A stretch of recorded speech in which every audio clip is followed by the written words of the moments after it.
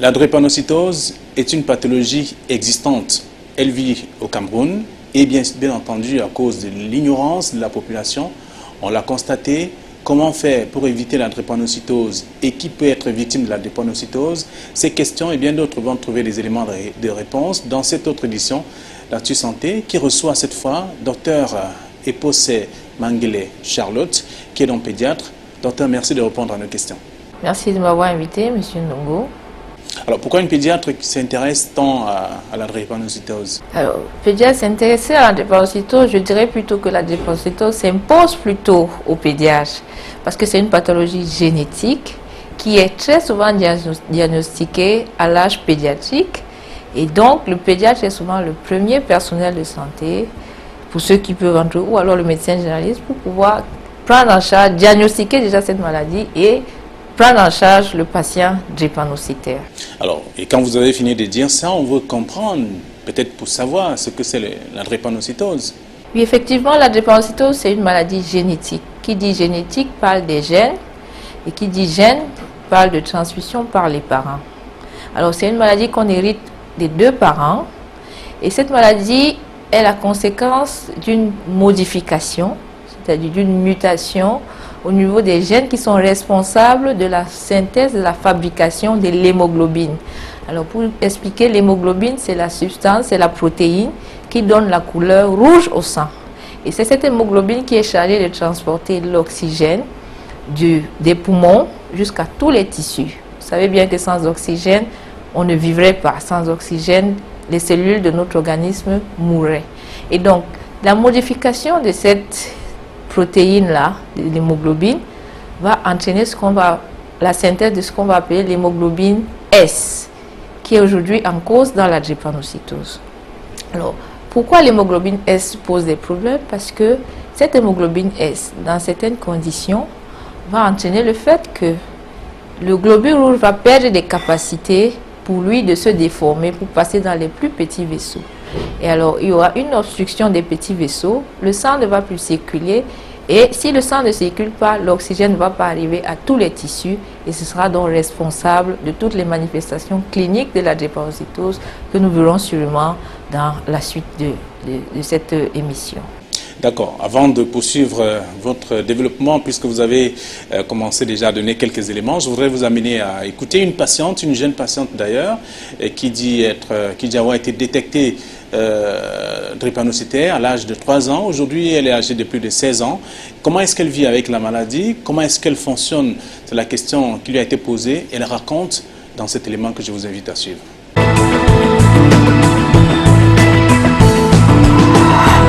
Je suis drépanocytaire.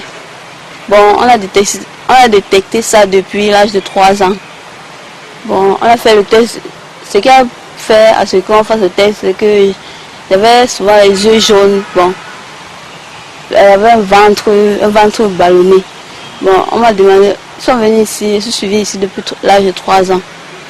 On a demandé le test de l'électrophorèse. On l'a fait. Et on a interprété, on a vu que j'étais drépanocytaire. Je suis AS. Bon, mon S est plus grand que le A, parce que le A n'est pas souvent malade. Quand tu es AS et que ton S est fort, ça fait que tu vas souvent avoir des crises, tu serais parfois malade. Quand ton S est fort, tu es malade. Mais quand ton A est plus fort que le S, tu ne fais pas de crises, tu ne tombes même pas malade. Donc, moi, mon S est fort. Bon, ça fait que j'ai eu les crises une seule fois. Depuis l'âge de 3 ans, j'ai eu les crises une seule fois. En 2012, bon, j'avais mal aux articulations, plus particulièrement le poignet, les genoux, les chevilles. Ça me faisait la peine de marcher à la colonne vertébrale et aux hanches. Au niveau des hanches, ça faisait que tu ne pouvais pas te placer debout. Donc une douleur très forte, très forte même. Ça faisait que tu ne pouvais pas te placer, même marcher, tu as trop de la peine pour marcher. Bon, au quotidien, moi je vis comme tous les autres enfants. Hein. J'ai pas trop de problème parce que je sais déjà ce qu'il faut faire. Quand ça arrive au stade comme ça, quand il fait trop froid, je sais que je dois me couvrir. Quand il fait trop chaud, je sais que là, je dois rester là où il y a l'oxygène. Bon, je ne dois pas rester au trop chaud, une température très élevée. Il faut manger ce qui doit te procurer quelque chose qui peut atténuer ta douleur, qui doit tenir ta douleur, comme l'huile rouge, on demande de consommer l'huile rouge.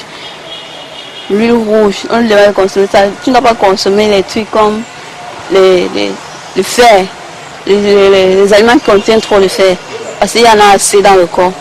Quand excès de fer, c'est ça qui produit les crises.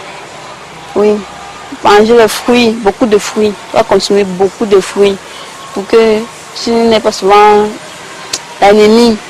Si je ne dis même pas à quelqu'un que je suis drépanocytaire, on ne peut pas savoir. C'est quand on voit mes yeux jaunes, quand on commence à dire tu as la typhoïde, je dis non, je n'ai pas la typhoïde, je suis drépanocytaire. Bon, quand c'est comme ça veut dire qu'il y a quelque chose qui ne va pas. Quand on nous a dit à la réunion que quand les yeux sont jaunes, ça veut dire que tu as eu les globules rouges qui sont morts, et c'est ça qui a procuré un liquide qui fait jaunir les yeux. Et pour cela, il faut boire beaucoup d'eau. Tu dois boire beaucoup, assez d'eau, pour que tu ne te déshydrates pas. Parce que quand tu es déshydraté là, ça fait que tu es fatigué. Tu peux même attraper les crises à l'instant là. Quand ça fait mal sur le tour des reins là. Ça monte sur la colonne vertébrale. Ça fait que je n'arrive pas. Je reste couché, immobile. Et je peux pas me lever, je ne peux pas faire d'efforts.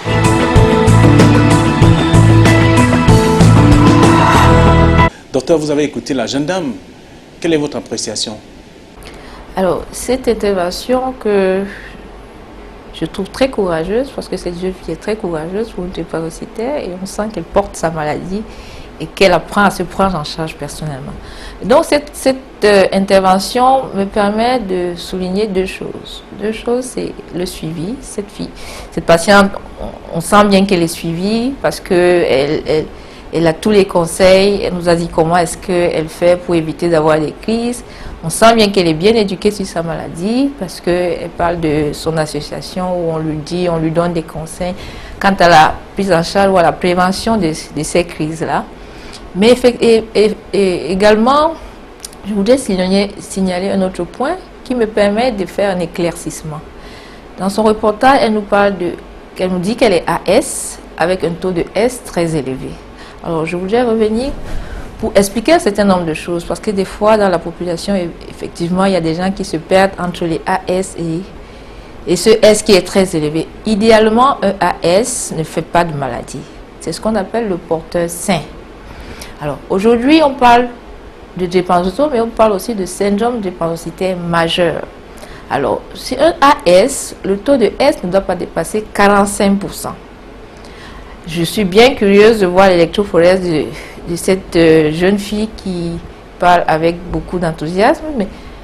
Et aujourd'hui, quand on dit syndrome de drépanocytaire majeur, il n'y a pas que le SS.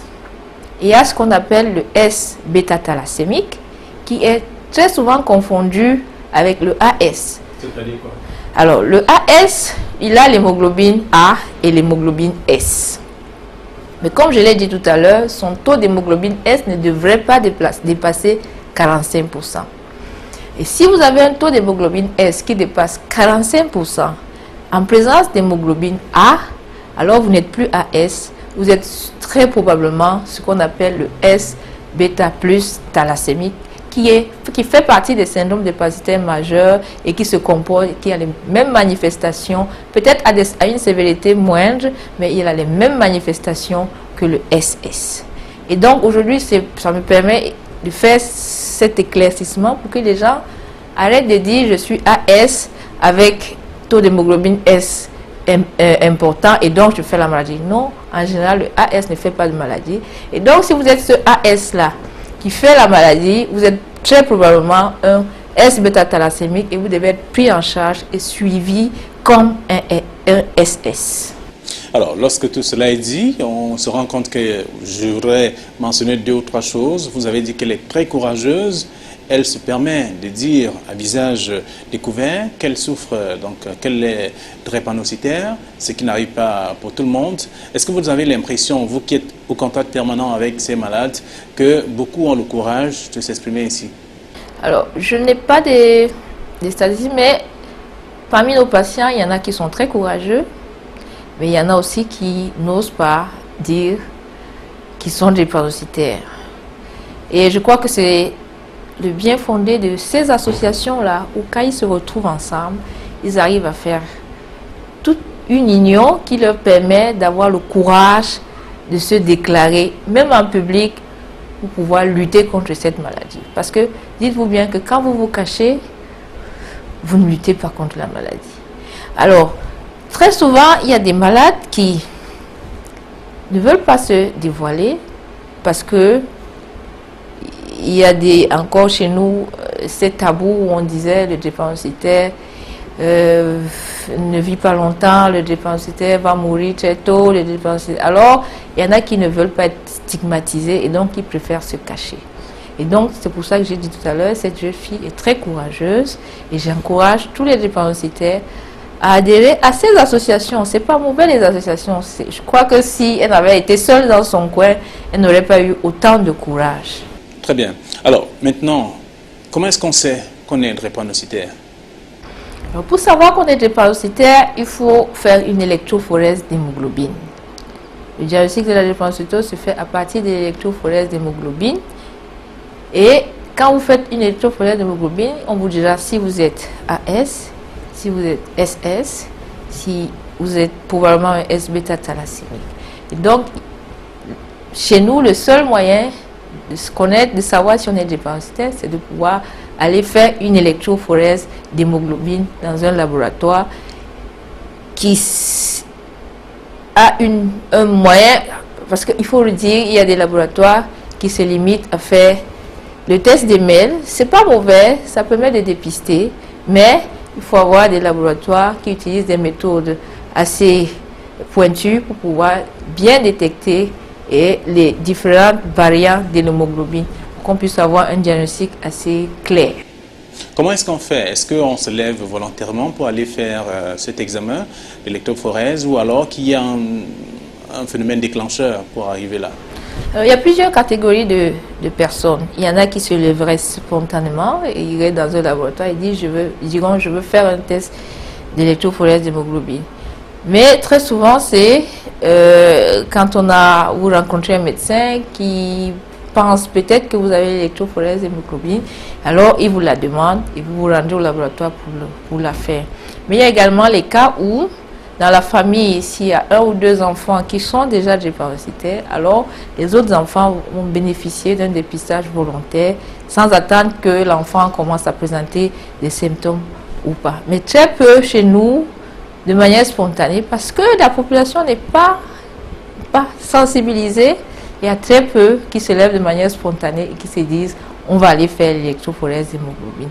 Et même dans les bilans prénuptiaux, aujourd'hui encore on se rend compte qu'il y a des tonnes et des tonnes de jeunes qui se marient sans au préalable se demander est-ce que je connais mon électrophorèse d'hémoglobine, est-ce que je connais l'électrophorèse d'hémoglobine de ma fiancée ou de mon fiancé, ce qui serait bénéfique pour toute la population parce que c'est l'un des moyens les plus efficaces pour réduire le nombre de drépanocytaires dans notre contexte. Est-ce qu'il y a des signes primaires pour celui qui est drépanocytaire et qui n'a pas encore fait le test? Effectivement, il y a des signes. Alors, vous savez que les plus tôt, les plus précoces dans les symptômes, c'est souvent autour de 3 mois. Parce qu'il faut un temps. Quand on est avec l'hémoglobine fœtale, qu'on appelle hémoglobine F. Et c'est progressivement que cette hémoglobine fœtale sera remplacée par l'hémoglobine S chez le drépanocytaire ou alors par l'hémoglobine A chez le sujet normal. Et donc, il faut un temps, un minimum de mois pour que cette hémoglobine F-là soit remplacée par l'hémoglobine S pour que le patient commence à présenter des symptômes. Et donc, les plus précoces présenteront des symptômes autour de 3 mois. Et dans la majorité des cas, ils vont nous présenter ce qu'on appelle chez nous, en termes médicaux, le syndrome pied-main, qui se caractérise par une tuméfaction des mains et des pieds qui est très douloureuse. En fait, ils nous font une crise douloureuse des pieds et des mains. Et des fois, c'est le premier symptôme qui nous permet de dire « Ah, il est peut-être drépanocytaire, il faut demander l'électrophorèse d'hémoglobine. » Mais effectivement, c'est des malades qui peuvent présenter des douleurs sans être tombés. C'est un enfant qui va se lever un matin, il va vous dire « Maman, j'ai mal à la tête, maman, j'ai mal aux pieds, maman, j'ai mal à la main, j'ai mal au ventre. » sans avoir de traumatisme. Il y a même des parents qui vont jusqu'à dire non, tu es tombé à l'école, tu n'as pas dit. Et des fois, ces douleurs passent inaperçues. On lui donne un peu de paracétamol, la douleur se calme. Et quelques mois plus tard, il vous redit encore qu'il a une douleur. Et donc, les crises vont se casser par des douleurs, mais également c'est un enfant qui sera tout le temps anémié, qui pourra bénéficier de temps en temps de transfusions sanguines, et donc également un enfant qui va présenter des infections à répétition, parce qu'on sait que le drépanocytaire est très vulnérable face à certaines bactéries, et donc il va faire des infections, et parfois des infections sévères. Donc voilà les grands axes des présentations cliniques. Ils seront la douleur, ils ont l'anémie, ils seront tout le temps des infections répétitives. Alors, est-ce qu'il y a des gens qui ont traversé cette étape, arrivés à un certain âge, sans avoir fait l'électrophorèse, mais qui sont déjà malades? Effectivement, il faut avoir la chance de tomber, oui, la chance, je veux dire, de tomber sur un personnel de santé qui va penser à la drépanocytose. Parce que dites-vous bien qu'on reçoit encore des malades qui ont fait le tour de plusieurs formations sanitaires, qui ont été transfusés 3, 4 fois, et aucun personnel de santé ne s'est arrêté et s'est dit il faut qu'on lui fasse une électrophorèse d'hémoglobine. Oui, on trouve encore des malades qu'on diagnostique à 10 ans, qui ont fait des symptômes, peut-être qui n'ont pas été sévères, qui ont eu des transfusions sanguines et qui n'ont pas bénéficié d'une électrophorèse d'hémoglobine. Est-ce que lorsque vous avez parlé des crises chez les enfants tout à l'heure, alors ces crises voudraient dire quoi? Que la maladie est déjà dans l'organisme de l'enfant et que il faut déjà, elle se manifeste de cette façon puisque vous avez évoqué. Oui, en fait, on naît avec la maladie, monsieur Nogo, on naît avec la drépanocytose. Maintenant, les manifestations cliniques peuvent être différées d'un patient à un autre. Il y en a qui vont présenter les symptômes à 3 mois, d'autres qui vont les présenter à partir de 5 ans. Donc c'est une maladie qui a plusieurs visages. Vous aurez 2 drépanocytaires, ils n'auront pas la même présentation clinique. Vous aurez 2 drépanocytaires, ils n'auront pas la même sévérité de la maladie. Il y en a qui vont faire des complications sévères plus tôt que d'autres. Et donc c'est une maladie qui a plusieurs visages. Et donc on est avec la drépanocytose. Et étant né avec la drépanocytose, on a des manifestations cliniques qui peuvent être différées. Dites-nous en quelques secondes, comment est la vie d'un drépanocytaire? Alors, quand on sait qu'on est drépanocytaire, une fois qu'on a fait le diagnostic, ce que je recommande, c'est d'être suivi. Le drépanocytaire doit être suivi par un personnel médical. Suivi sous-entend qu'il doit voir un médecin au moins une fois par trimestre, même s'il n'a pas de crise. Ce suivi sous-entend qu'il recevra des conseils vis-à-vis de sa maladie. On lui dira sûrement qu'il faut qu'il boive beaucoup d'eau, parce qu'il ne faut pas qu'il soit déshydraté. Comme je l'ai dit tout à l'heure, la déshydratation peut provoquer des crises. On lui dira qu'il y a des vaccins qu'il doit faire, parce que, comme on l'a dit, ils sont vulnérables à certaines infections bactériennes, et donc la vaccination va être d'un grand apport dans la prévention de ces infections bactériennes-là. C'est pour ça d'ailleurs qu'ils vont à l'école comme tous les autres enfants, qu'ils vont à l'université. Moi j'ai des drépanocytaires qui sont médecins aujourd'hui, et donc il est hors de question qu'on se dise parce qu'on est drépanocytaire, il faut que tout s'arrête. Non, c'est vrai que l'apport du psychologue dans la prise en charge de cette maladie qui est chronique est très capital également pour permettre à ces patients de se dire tout n'est pas fini, mais il y a de l'espoir, on peut être comme tout le monde même si on a une maladie. Donc moi je dirais, ce drépanocytaire doit continuer à vivre sa vie, mais il doit comprendre qu'il doit être suivi par un personnel médical. Alors, quelle est devenue l'hypothèse selon laquelle on n'atteint pas 20 ans lorsqu'on est drépanocytaire et on mourrait? Oui, effectivement, vous savez qu'il y a plusieurs années, la population savait que quand on est drépanocytaire, on n'atteindrait pas un certain âge. Mais aujourd'hui, comme je l'ai dit, le suivi a changé beaucoup de choses. La prise en charge a changé beaucoup de choses. La prise en charge a changé le visage de la drépanocytose.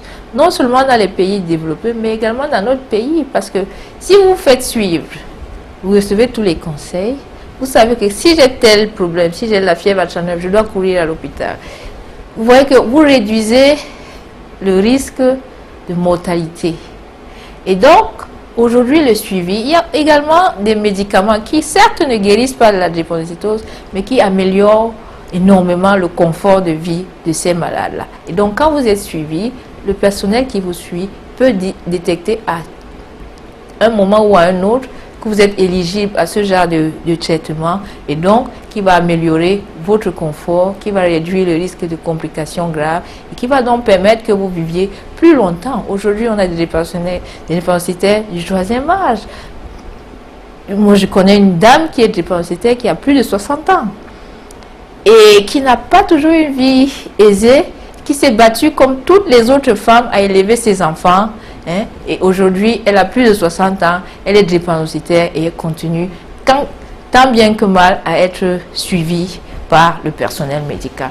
Alors, il y a une question qui me vient à l'esprit. Est-ce on peut également avoir, ou tout au moins on peut devenir drépanocytaire en faisant ou en bénéficiant d'une transfusion sanguine, par exemple, si c'est un sang qui n'a pas été traité à l'avance?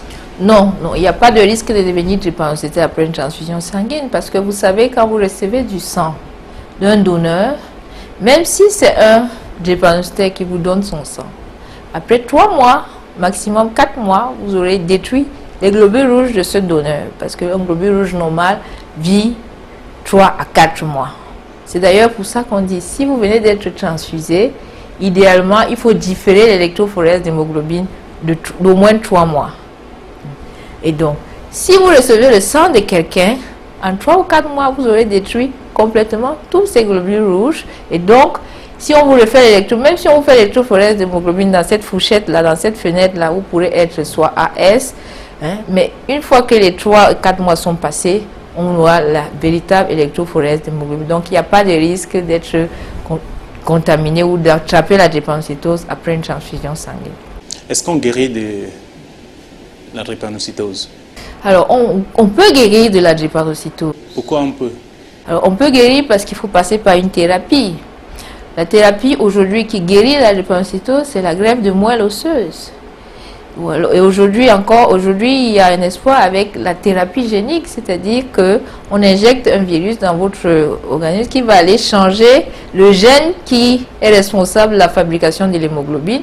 Et ce gène-là, cette virus-là va introduire le gène normal et vous allez commencer à produire de l'hémoglobine normale.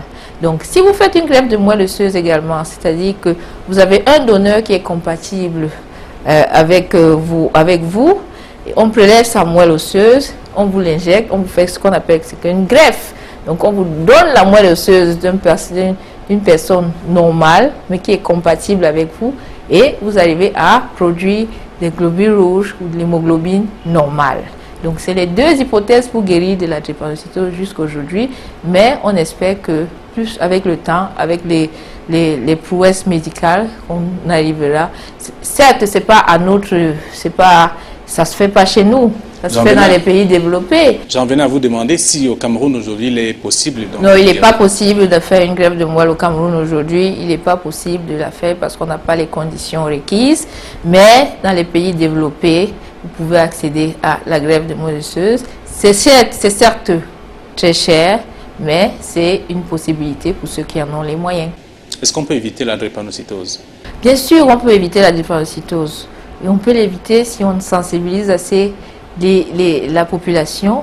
Parce que si vous arrivez à systématiser avant le mariage ou avant que les gens pensent à faire des enfants, systématiser l'électrophorèse d'hémoglobine et à sensibiliser les gens sur le fait que vous ne devez pas, si vous êtes à risque, vous mettre avec quelqu'un qui est également à risque de faire un drépanocytaire, on arrive à prévenir ou à diminuer la prévalence ou l'incidence de la drépanocytose. J'en viens à dire que tout le monde devrait connaître son électrophorèse d'hémoglobine. Tout le monde. Moi, personnellement, systématiquement, à 1 an, je demande à tous les enfants que je suis l'électrophorèse d'hémoglobine. Parce que ça nous permet, si on la connaît très tôt, de commencer à donner un certain discours à l'enfant s'il est population à risque. Imaginez qu'une personne qui est AS se mette avec une autre personne qui est AS. alors ils ont 25% de risque de faire un SS. Si, dans le pire des cas, si deux AS se mettent ensemble, deux SS se mettent ensemble, ils ont 100% de chance ou de risque de faire un SS. Et donc, les gens doivent prendre l'habitude, doivent s'habituer, doivent se familiariser avec l'électrophorèse d'hémoglobine pour que demain qu'on n'ait plus des enfants SS, parce que tout le monde a compris que avant de faire un enfant, je dois savoir avec qui je le fais. Si je suis AS, je dois prendre des précautions. Alors si je suis AA, bien évidemment, je n'ai pas trop de précautions à prendre, mais si je suis AS, que je sache que avant de me marier, avant de vouloir faire des enfants, que je demande à mon conjoint ou à mon partenaire de faire l'électrophorèse d'hémoglobine afin qu'on puisse éviter ces couples-là qui sont AS et qui se mettent ensemble pour faire des enfants SS. Je rappelle que vous êtes docteur Eposé Manguele Charlotte et que vous êtes pédiatre. Vous vous intéressez davantage à la drépanocytose. Merci d'avoir répondu à nos questions, docteur. Je vous remercie de m'avoir invité à votre émission et j'espère vivement que la population va prendre à bras le corps la prévention de la drépanocytose et que dès l'écoute de cette émission, plusieurs personnes vont se rendre dans les laboratoires ou dans les hôpitaux et dire à leur médecin: docteur, je voudrais faire l'électrophorèse d'hémoglobine. Merci. Merci à vous également, chers téléspectateurs. Comme vous l'avez constaté, nous avons parlé de la drépanocytose, qui est donc une maladie qui se développe au quotidien à cause notamment de l'ignorance. Restez sur Equinox, le meilleur est à venir. Au revoir.